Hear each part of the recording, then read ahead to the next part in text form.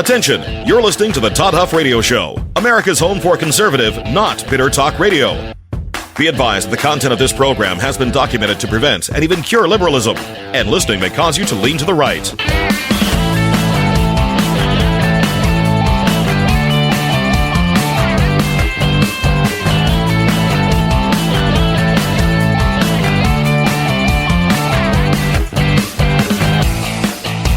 Here's your conservative, but not bitter host, Todd Huff. Greetings, everybody. This is Krish Dhanam filling in again for Todd Huff on the Todd Huff Radio Show, the home of conservative, not bitter. I'm always grateful to my dear friend Todd for giving me these opportunities over these many years. I marvel when I get a chance to fill in for radio shows and have to record for them as to how hard it really is to constantly have that amount of content available to fill segment after segment, day after day, week after week. But he, along with his family, is probably enjoying a well-deserved break, and I'm always grateful to be given the privilege to address his audience. If one of the other shows that I recorded on this go-around was on Islam, I don't know in what sequence they'll be played. But today I want to take a different view and talk about the whole issue of the abuse of our visa and immigration policy, especially the H-1B, the business visas that people come to work, the large number of abuse that is taking place there, and the caliber of people you're getting as a result of that. Now, to set the record straight, let me reintroduce myself. I'm a first-generation immigrant. My name again is Krish, K-R-I-S-H, Dhanam. You can check me out on YouTube. I have a small channel that just grows organically, and I have many different videos there on social commentary, but most of them happen to be videos that deal with my corporate work as a business consultant and speaker, and my evangelistic work as an apologist for the Lord Jesus Christ, both here in the United States and globally. By God's good grace, as we record this particular episode, I am celebrating my 40th anniversary today to that bride who brought me to the United States all those years ago. Landed here with $9 in my pocket, did it legally. On the 10th of February, I remember carrying all my belongings, well, all my required belongings by the embassy. These included a medical clearance, a police clearance. Then you go and you tell the guy at the embassy gate, the United States Marine guarding the United States Embassy in New Delhi, India, that you have an appointment to submit your paperwork. And the line was always long, but this was 40 years ago. The systems were much more rigid in those days. The format was much more direct. The loopholes were very limited. It was before the computer age where people could fabricate. It was before the printing age where people could create documentation. It was before the mills that were created to create these fake degrees. I'll never forget when I landed in the United States on March 1 of 1986. Indians were revered very highly because only the greatest talent could make it to the American universities in those days. It was all scholarship and it was academically inclined. And these people went on to get good jobs. Some of them are leading some of the biggest technology companies today. But I was very proud of the fact that when I landed here, there was this aura about Indians and their work ethic, whether they were doctors, whether they were engineers, whether they were in the academic sector. I was considered the least gifted of all of them academically. Professionally, I had not succeeded the way that many of the others had made it. But I found my little slice of the American dream in going to work for Mr. Zig Ziglar, who then trained me to be a communicator and then unleashed me on the world to go sell his philosophies and his components. So that's a Reader's Digest version of my background. The aforementioned Mr. Zig Ziglar, that motivational maven, that legend, the quintessential genius of our times in my mind, was the one who eventually had the honor on his life to lead me to the Lord Jesus Christ. So I was raised as a Hindu and practiced a lot of the Orthodox Hindu traditions, married a Christian girl, and that's my beginning of my journey in America. Now, when I look back 40 years later as the dean of the Patriot Institute and the Patriot Academy in Fredericksburg or Comfort, Texas, I now teach American history, biblical citizenship, civics, rule of law, immigration, apologetics, worldviews, any number of social constructs that deal with life, living, and that pursuit. The very declaration is very interesting in the way it was set up. It says we are guaranteed some inalienable rights that among them are life and liberty, but the pursuit of happiness is a qualifier. Never before in the annals of American history was happiness a guarantee, was security something that was assured. It was freedom, it was enterprise, it was free enterprise, and it was the land of the free, the home of the brave. When you remember the voyages made by Kit Carson and uh, Fremont there, and then the expedition of Meriwether Lewis and William Clark on the northwest frontier, and the Fremont and Carson expeditions that eventually got to California, the frontiersmen who built America, and then the great industrial revolution in America, and then those giants like J.P. Morgan and Rockefeller and in oil, and when you look at some of those things, Vanderbilt in railways and so on. It's an amazing part to look at American history past. But then again, as we are celebrating the 250th anniversary of that signing of the Declaration, and this July would be 250th birthday, much has changed. More has changed in the last 40 years than has happened in the first 210. And let me bring that to your attention. Immigration is a privilege.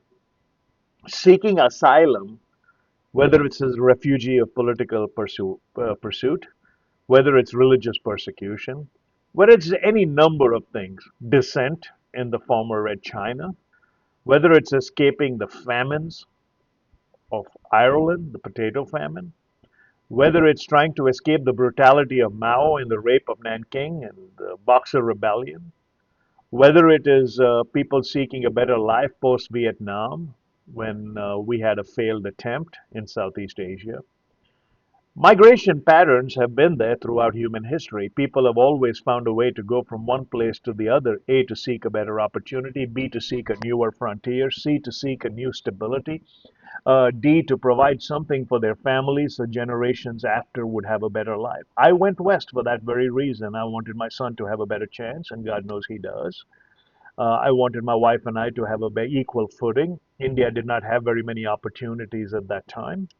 And so when I came to the West, America was a very different place. It was bright, it was open, it was shining. But there was a slight cultural shift that was beginning in this land of Reagan. That shining city on the hill speech that Arnold Schwarzenegger said motivated him was the same one that motivated me. The great Ronald Reagan was president when I arrived here. But you see, very quickly on its heels, we went through that 4 year period where the former president, George W. Bush, the elder, made some promises in his campaign and violated the promises immediately as soon as he got to voting. No new taxes, read my lips. That was the moniker. He was a one-term president. And America, in looking for change, decided that it was time. That ushered in the area of Bill Clinton, and his time in office was marked with great economic prosperity, a budget that was balanced. Now, whether you give that credit to him and his fiscal restraint, or whether you give it to the Congress that was being led by Newt Gingrich, that's entirely up to you.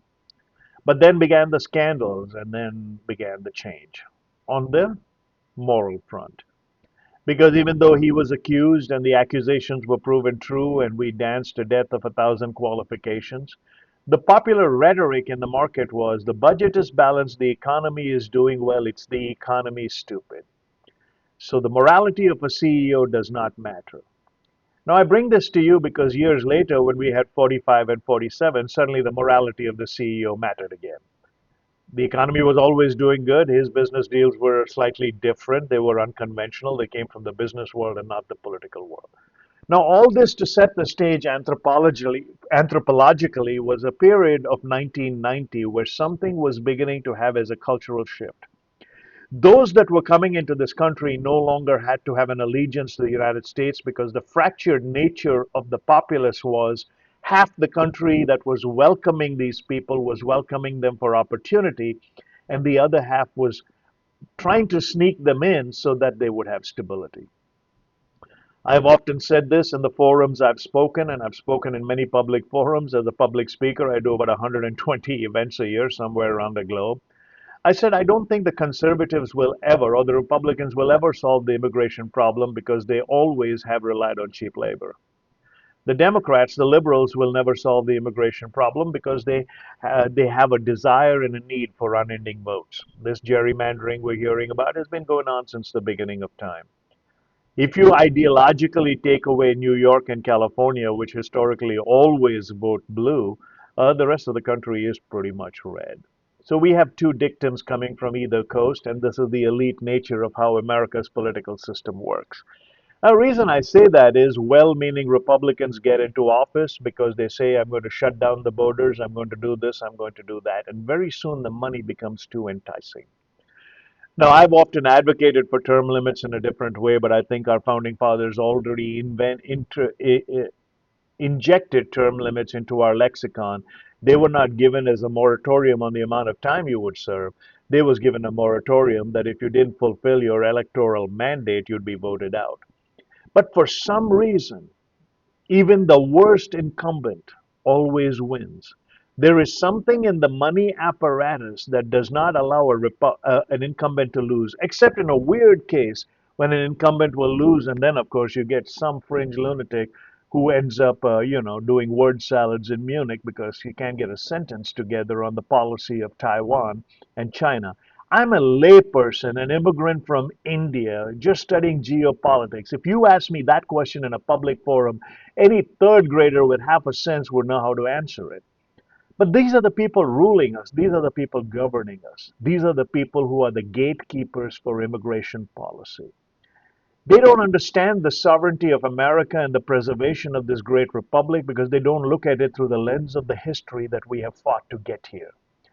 When the Sinai Revolution took place, and I get this from Os Guinness's book, The Magna Carta of Humanity, when the Sinai Revolution took place and the people were leaving Egypt as an exodus because Moses had now freed the slaves from the Pharaoh, that was the first time a group of people gathered together and built a nation with no king in charge.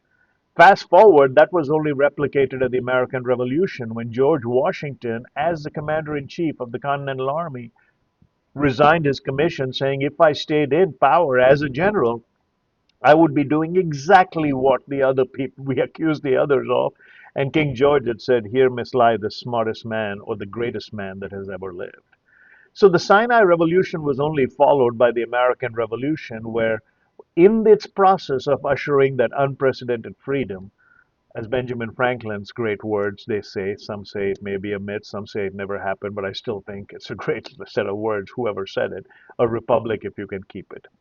Now, we are a constitutional republic, which means we elect these people to take care of our rights. We pledge our lives, our sacred honor, so that they can preserve it for us. At least that's the intended purpose.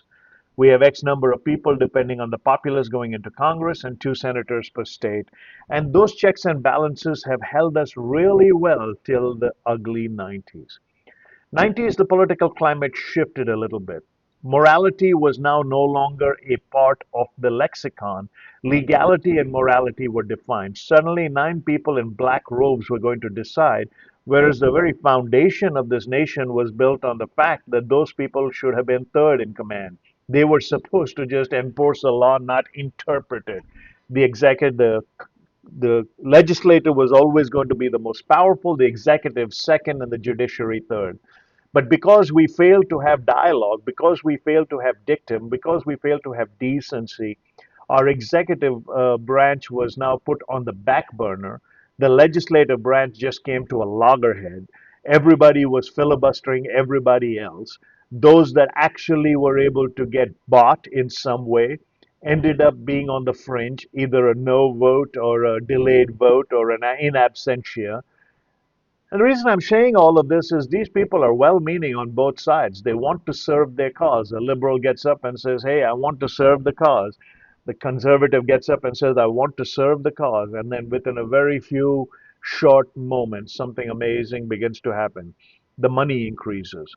A former Speaker of the House has now got a net worth of $300+ million. I don't know how you do that on a $175,000 salary unless you're extremely lucky or always have been very, very brilliant on the right side of gravity. Now, I've worked my tail off for going on 40 years. I've always been dependent on other people, whether I make a speech to get some income, whether I work for a company, whether I get a consulting contract, whether I have a retainer. But I know that there is no way, even within the norms of what I have earned, which is a pretty decent living, you're able to buy a house in suburbia and live the American dream.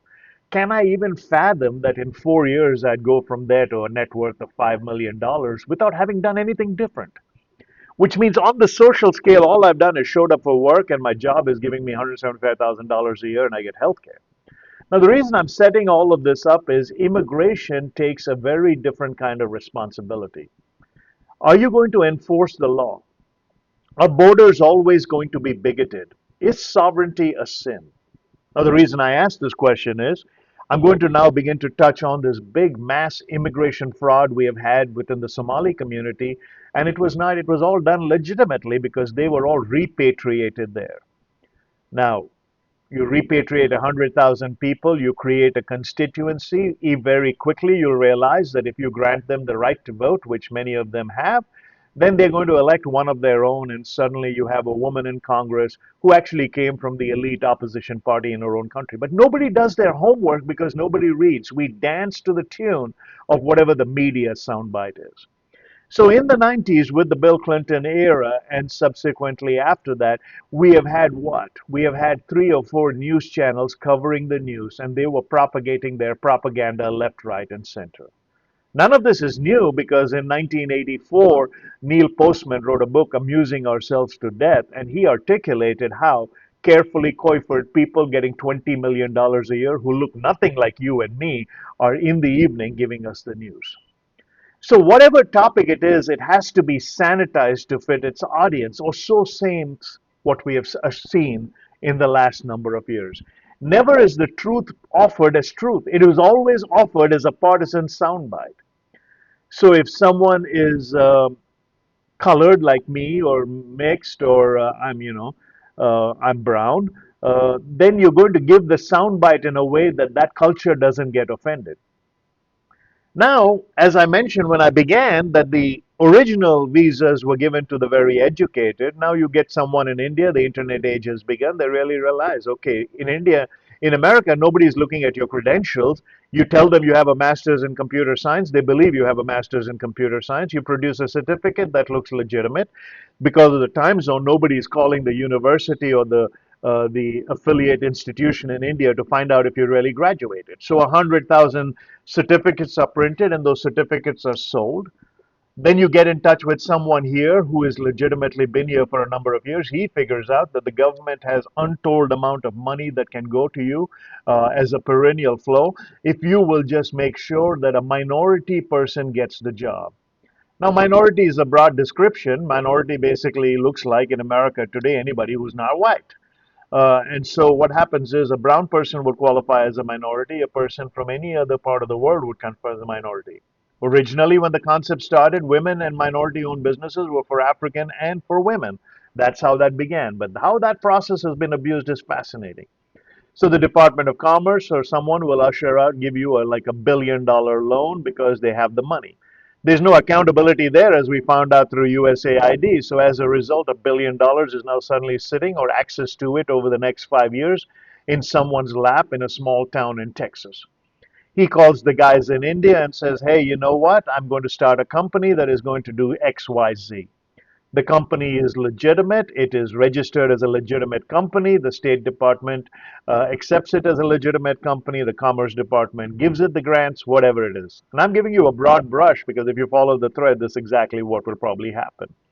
So now you run an advertisement in India saying that, we have all this money, we require X number of people. The H-1B is designed for that. The H-1B is designed to bring qualified people to work jobs here that the typical American will not do or cannot do or chose not to do, whatever. But these are all mainstream jobs which are not even offered to the American because the ad is never placed here. The ad is placed in India. It's placed in some setting that a traditional American would not even read. So 100 Indians would apply for it because they all got fake degrees on the other side, I'm assuming. Well, someone has the fake degrees. If they just busted a guy who produced 100,000 of them, I'm pretty sure a few made it over here too. Now, I have a degree. It's from an institute in India, and I can show you, and I can actually, as part of the alumni of that organization, say that our organization still exists, and it's one of the thriving ones in India. So I'm just saying, I'm sharing with you a few facts here. Now, the H-1B lottery is basically, hey, we've got X 100,000 visas that are going to be given in this category. We've got 50,000 visas that are going to be given in that category. And basically, your employer has to pay X $100 or X $1,000, and your name will get into that visa. What ends up happening is now becomes the thing is you apply in multiple different categories. You apply with probably different names. You switch the name around a little bit. You switch the degree around a little bit. And suddenly you're in 3 or 4 different H-1B pools. The odds may start catching up with you. Again, I'm saying a majority of them are probably legitimate, and I don't want anybody to jump all over the place. But I'm just saying, if you allow a fence to drop, ask yourself why it was up there in the first place. Very soon, you'll have people coming into one particular locality, let's say Frisco, Texas, where a preponderance of people happen to be on these H-1B visas. Now, when I came as a migrant to this country and I had a green card as soon as I landed because my wife was born here and I had a job within about 20 days of coming here, Anila and I never decided on buying a house till we at least knew we could afford it. So how are these people all living in these big houses and driving Tesla cars? Because their salaries are astronomical based on the funding that those companies have received. You suddenly get $150,000 a year. You don't have to go to a job. Your house can be written off as an income, whatever it is. I never had this luxury, and I'm just curious. More curious because when I talk to these people, their English is suspect, their language skills are bad, their social skills struggle a little bit. So, how are they enjoying the American dream in a mainstream without involving themselves in anything, integrating themselves in anything, and staying on the fringe? And before we knew it, large numbers of communities, large numbers of temples, large numbers of statues, and before you knew it, the people who came to America for the American dream and a different way of life have recreated what they left. My question to them, if any of them ever listen, is why did you emigrate if your only goal was to change every attribute of where you got, from cuisine and culture to stores and establishments to meals and provisions and to worship, and make it look like what you left? Anyhow, that's my take on this. So when we come back after the break, we'll dissect some more about the genuine nature of this. Until then, this is Krish Dhanam. More after the break.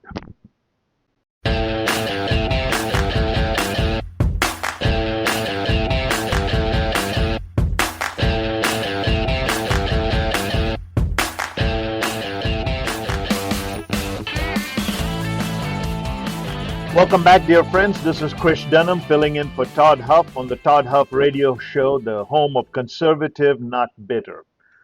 We started looking at this whole immigration issue, speaking from the heart of a fellow immigrant, wondering why.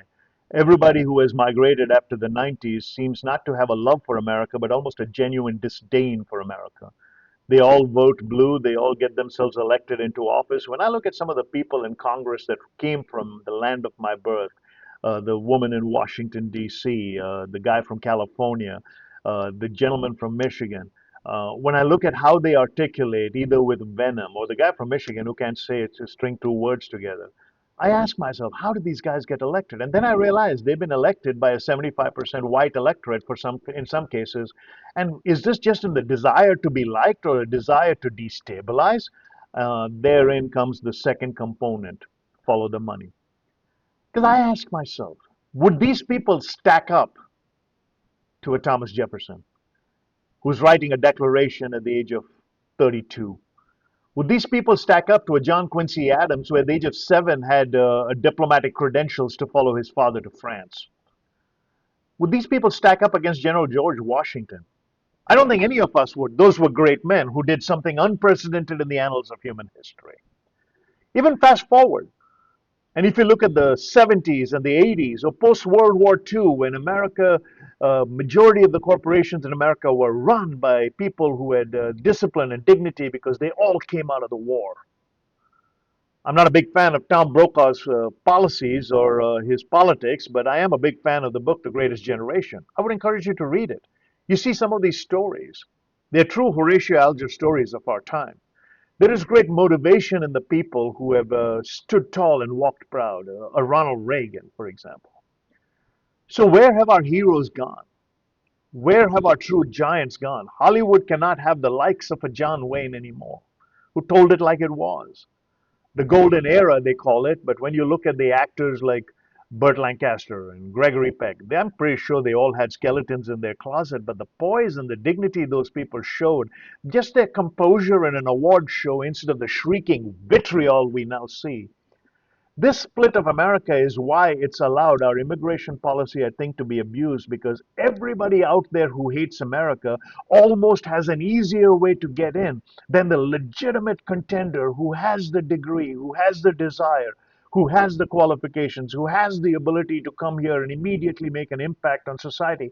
And they are asked to stand in line and wait 7 and 8 years, getting rejection after rejection because all the quotas are full.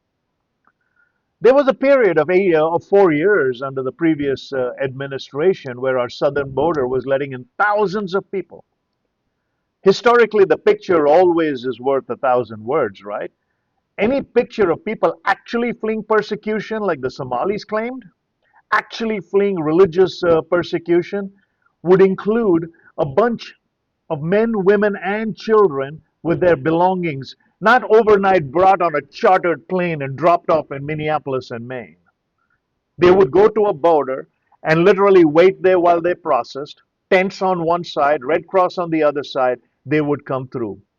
If you go back to the 1905 horizon time frame and you see Statue of Liberty is now erected in the New York harbor, historians say ships were lined as far as you could see, but they had to come to Ellis Island and get processed.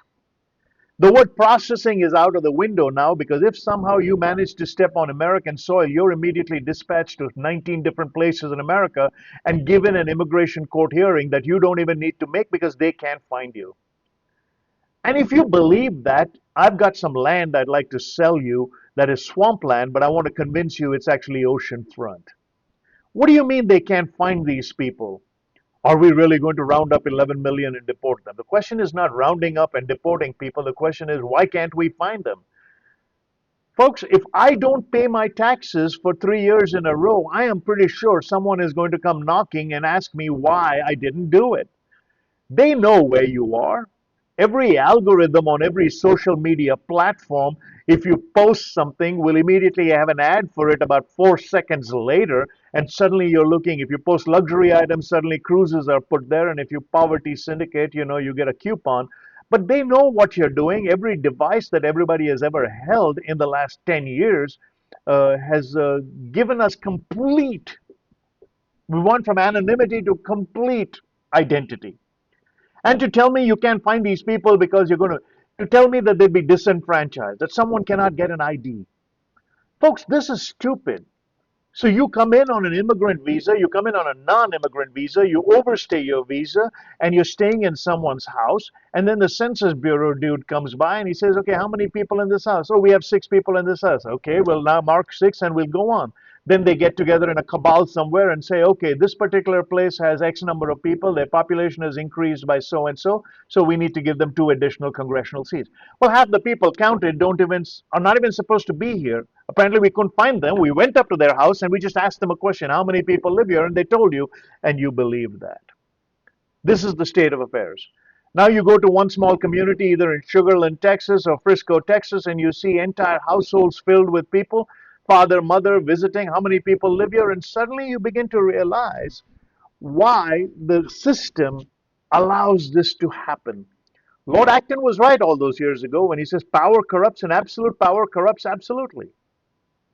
If you're a sitting member of Congress and you truly believe that someone is disenfranchised just to produce their ID, I would like to have a conversation with you. I've been in this country 40 years. I've had an ID for a license to drive a car. I've had to show that to get on a plane. During COVID, I had to show a COVID vaccination certificate to go anywhere. I had to tell people everywhere that I had been this and had been that. So telling me that it's not possible because we disenfranchise on voting, but it is possible to go and buy alcohol is dumb. It makes zero sense. But the question is not the sense. The question is how did we get here and now elect people who are perpetuating the same stupidity? If someone who has come here and lives in this country is now filing articles of impeachment against a man, and they can't string two sentences together as to why they're filing the articles of impeachment, he can't answer a single question in English.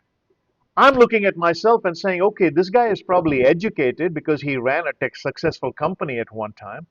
But what is his difference and my difference that they didn't even make the effort to integrate? Why is the current immigrant in this country, a majority of them who are brought in or smuggled in, so bent on irritating the system instead of now? Majority of us who immigrated in the 80s and 90s, I'm venturing to guess all the way to 2000s, had a vested interest to make this place better. We were proud to become an American citizen. The goal to come here was not to have a baby so that someone can come here later. The goal to become a citizen was not so that your entire family can come here. The goal to get a green card was not so that everybody can suddenly move here. Excuse me. I'm getting a little riled up, but as Mr. Ziegler says, I'm just getting warmed up. The seeking is genuine, I think, for some of the people. The settling is a goal. I had a bad deal where I was, the environment is good. But if that's the case, how come the social component is just a game? How come when you have extra money, you don't give it to the battered women's shelter in this country? How come you don't give it to Salvation Army in this country? How come every extra dollar you have, every extra dollar you made, every extra piece of money you give, you do nothing to improve the betterment of other people here? You just collect and make something better for your own self and your own community. In my mind, as an immigrant, I think that's selfish. It's not that I'm a Christian and came from a different worldview or challenge anything, but the reality is that. Why is that? Why don't I see anybody who's a first generation migrant in this country volunteer in an American prison to go and teach compassion? My Bible tells me what you have done to the least of these, you did for me also, and that's why I started doing prison work. But people will always ask me, why do you do prison work? I'm surprised. They'll raise a lot of money for education in India. Isn't that fascinating? You come to America, you benefit from this country, you get educated in this country, you start a foundation in this country, and the amount you raise, and I've been at these events, the amount you raise is staggering, but it is all sent back to get education in India. The only thing you've done here is you bought a house, and you've made everything in that house look like where you came from, which is fine, that's culture. But the social component fascinates me, and it also flabbergasts me. I don't see them anywhere outside their own communities. This is maybe little Italy, it may be little Somalia, it may be little India, it may be whatever little. I don't care. The reality is integration after immigration is what this country was designed on. This is why we had those great experiments of the 80s and the 90s of the 1800s. When people came here, Polish families with broken English that had to flee the persecution of Adolf Hitler as Jewish people during the Holocaust would insist that their kids spoke English. That's fine. But our goal here should not be a one-upsmanship. Our goal should not be that we are better than you, so we're not going to integrate. Our goal should never be that we're doing something different. More after the break.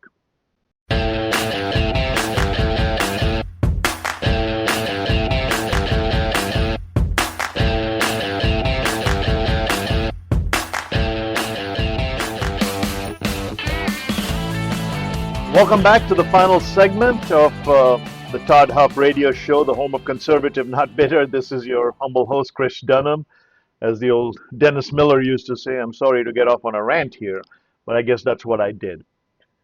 I am truly grateful to America. I'm truly grateful that I was allowed as an immigrant here. And I've shared with this audience before. My wife was born in this country but raised in India. She became an American citizen in India because when she left the United States, she left on her mom's passport, so she didn't have an Indian identity. And she went to the US Embassy along with her parents, and because she had an American birth certificate from Michigan, she was allowed to become an American citizen in India. And when I decided to come to America, I just followed her. So I'm a product of technically whatever that birthright is. If it's ever negated, and hopefully it's not retroactive, I'm honest to tell you this. I will be the first one to pack up and leave. I won't petition, I won't fight. Now, it won't go back that far. Maybe even it may never get passed. And if it does, it'll probably be for the future. But that's just me being complacent with myself or compassionate with myself. I truly believe that immigration is a privilege, it is not a right.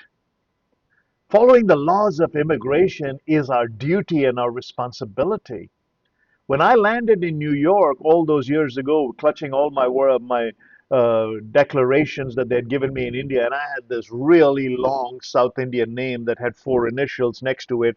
So on the top of my X-ray, it was one side, and the other side, my whole name was still going. And the immigration officer looked at it and he said, "Man, that's a long name. But one good thing will happen when you do become a citizen of this country, you'll be able to shorten it." And I did. But I'll never forget, he processed me for 2 hours in that dark room or that gray room. There was no great story there. He offered me coffee, and I thought, wow, this would have never happened in India. My wife, who went through the line that back then there were two lines. One said citizen, the other said others. There were not 1,800 different languages and 14 different ways in which to get it. Two lines, citizens, others. Similar with voting. Can you prove you're a citizen? If not, you shouldn't be allowed to vote. As simple as that. There's no disenfranchisement. If you live in this country, you should have an ID that proves you're in this country. How hard is that? Apparently, it's hard because there are all these people in this country that are somehow, in the 250 years of our independence, somehow lost in the system that if you get married, your marriage certificate suddenly has another name. And just that consternation of carrying an additional piece of paper so you can have that sovereign right, that sacred right to vote. Fascinating. When my bride came into the room and knocked on the door because she was getting impatient that she was waiting outside and it had been an hour and a half, and I'm being processed, right word. This is a guy typing one thing at a time on an old word processor. I'll never forget what he told her. "Ma'am, if we do it right the first time, he'll never have to look over his shoulder again." That's all it is.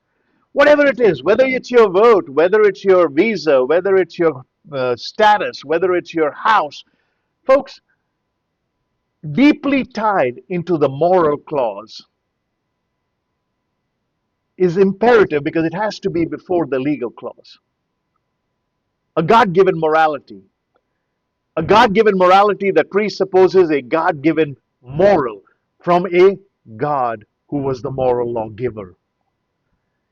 Anything else opens it up to violation, to suspect.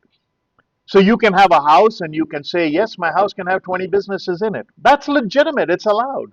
But in your heart, you know that it's just a shell. You're using that address because you had a privilege and you're now going to abuse that privilege to see if you can make some money on it. If you're telling me at the end of the day, all these millions of people that have crossed over and have been given sanctuary and have been given $4,000 cards and $8,000 homes, if you're telling me all of this is done for benevolence because you have a great charitable heart, then use your own money. Stop using mine. You know, Margaret Thatcher said socialism is brilliant till you run out of other people's money. And now you find out that this money belongs to no one. It's this endless slush fund that was called the USAID, brought in the guise of hunger and humanitarian aid, siphoned off by every person whose spouse suddenly is a consultant in humanity. Wow. I could talk for hours on this, but hopefully I got you riled up on two things in the two shows we have done. Folks, beware. Islam is here, and their goal is total domination of the West. If Texas, my great state, falls, America will fall. And if America falls, so goes Western civilization. The visa scams that are taking place right under your nose is being done twofold. A, someone's benefiting, you're not. B, the jobs are going to someone, it's not to you. C, the money is being kept within them, building their own temples, building their own commissaries, building their own restaurants, repatriated to their own companies and to their own communities. in their own parts of the world. You get zero benefit from it. What do the people who you have around you who are allowing this get? The ability to be voted in again because they have a D after their name, a blue in their state, and a desire for unfettered access to perpetuity. I don't know whether the problem can be solved in my generation, but my prayer to the living God is that I will see some solutions in the land of the living. We are losing so much ground every day, and I can't believe that this is the land of Lincoln. Man, brother fought against brother to liberate, to change, and yet here we are, fighting an intellectual battle that we seem to be losing ground daily. Ignorance seems to have an unending platform. Go to your churches, go to your pastors, ask for education on how we can be and make our Christian identity, our conservative identity, our love for our country, God, family, country, in that sequence, come alive. Until I get a chance to host again, this is your good friend Krish Dhanam. Krish Dhanam, signing off. God bless.